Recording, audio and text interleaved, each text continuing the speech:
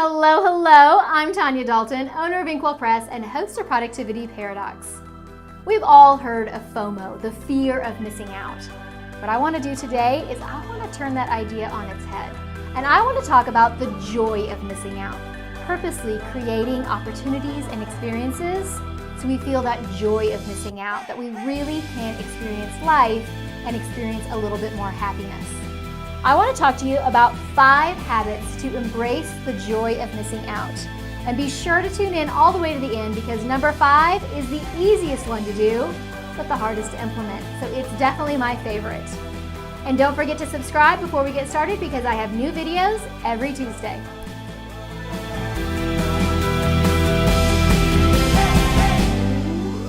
The joy of missing out at its heart is really about connections. It's about creating experiences and events in our day and in our lives that really help us feel joy and feel happiness. Instead of looking outside of ourselves and looking for ways that we are missing out, let's focus on what we really want to do and spend our time doing what really matters most.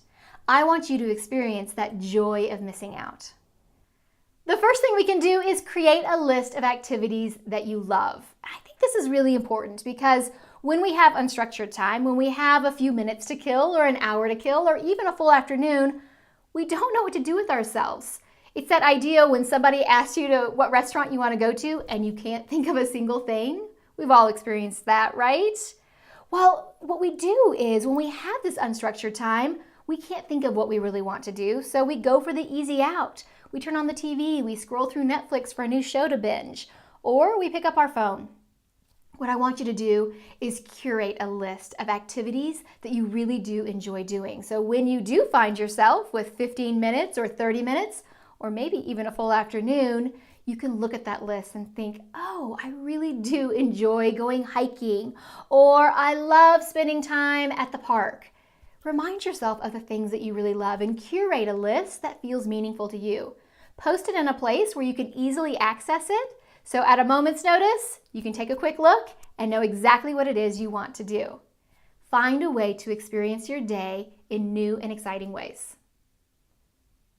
The second thing you can do is make plans for your time. We want to own our day, not the other way around. And as I mentioned with that first one, when we have downtime, we sometimes don't know what to do. So take that list you've already created and make plans to actually do them. Too often we allow our lives just to go wherever the day leads us. And then we think to ourselves, what did I do today? Instead, make the time meaningful. Make it really intentional. When we do that, not only does it make it more memorable, but it makes it more enjoyable. Take 15 minutes on Thursday to plan out what you want to do for your weekend. Figure out what are the big activities you want to do. Plug them into your weekend. Let the rest of the weekend fall where it may if you want. But plugging in some really important things for your weekend makes it so that that weekend becomes enjoyable. It's something not only are you going to enjoy in the minute, but you'll also enjoy leading up to it, the anticipation of it, and you'll enjoy it the week after, the memory of it as well. We need to make sure that while we're not over-structuring ourselves, we are making plans that we're doing the things that we love. Activity number 3 is to unplug with purpose. I love what Anne Lamott says about this. She says, almost everything will work again if you unplug it for a few minutes, including yourself. And I think that's so true. It's too easy for us to scroll through social media, to pick up the phone and just start doing whatever, playing a game or scrolling through Instagram. It becomes our go-to. And instead, we really need to find other ways to enjoy our time because a lot of us find that when we get off of the phone or watching something on TV, we're not really that satisfied. And we want to find some satisfaction in our days. 84% of cell phone users say they couldn't go a single day without it. And on average, most of us check our cell phones every 6.5 minutes. That's a lot of checking. That's a lot of time when you add it up throughout your day that you could be spending on something that's more meaningful to you. And here's the hard truth. A lot of that fear of missing out comes from technology. It comes from scrolling through our social media feeds and feeling like everybody else is living this amazing, exciting life and we're just living an everyday boring life. So let's really make an effort to unplug and find something meaningful during that time. Now, there are lots of ways you could do this. You could do a technology-free Tuesday, you could do social media-free Saturday, or you could spend a whole weekend where you do a little bit of a technology cleanse. It's really up to you. But let's spend time creating instead of consuming. We consume a lot of media. The world could use a lot more creating, don't you think? So here's my question for you. I'd love for you to answer below and tell me what's an activity you can do instead of picking up your phone. When you have 2 minutes to spare, instead of picking up your phone and taking a look, what could you do instead with that time? I'll go ahead and share my answer.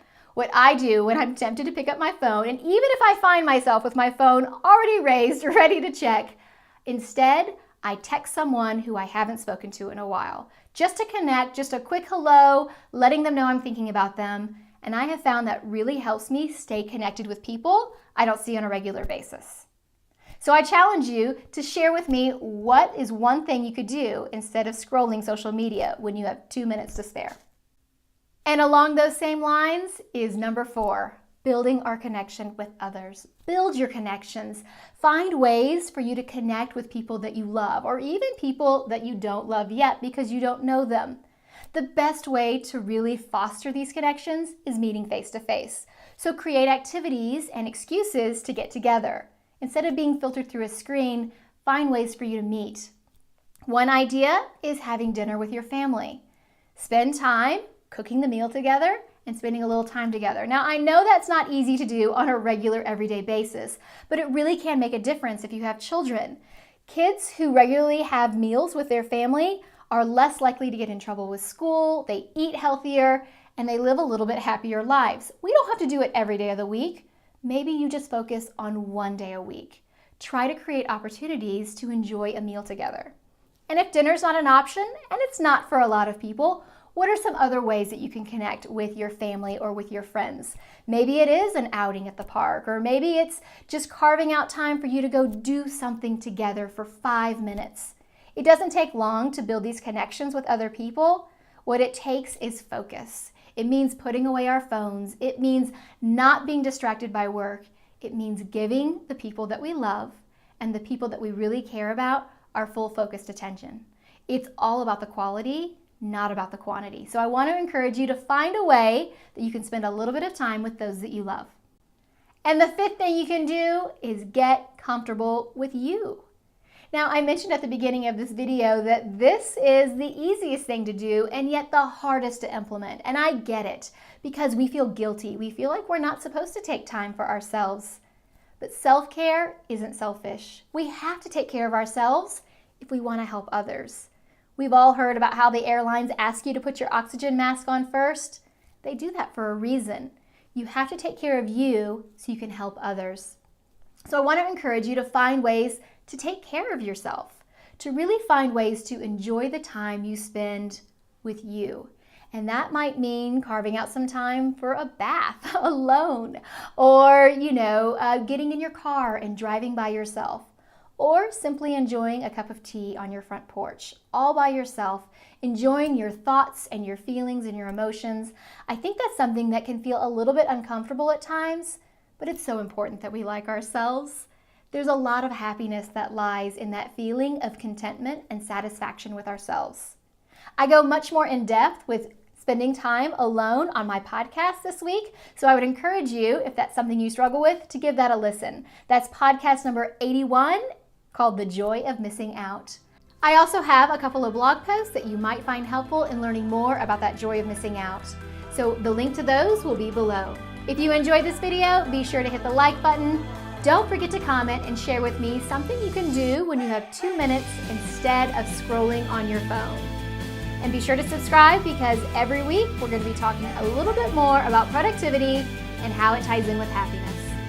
Normally I sign off by saying have a beautiful and productive week, but this week I'm going to say have a happy and productive week.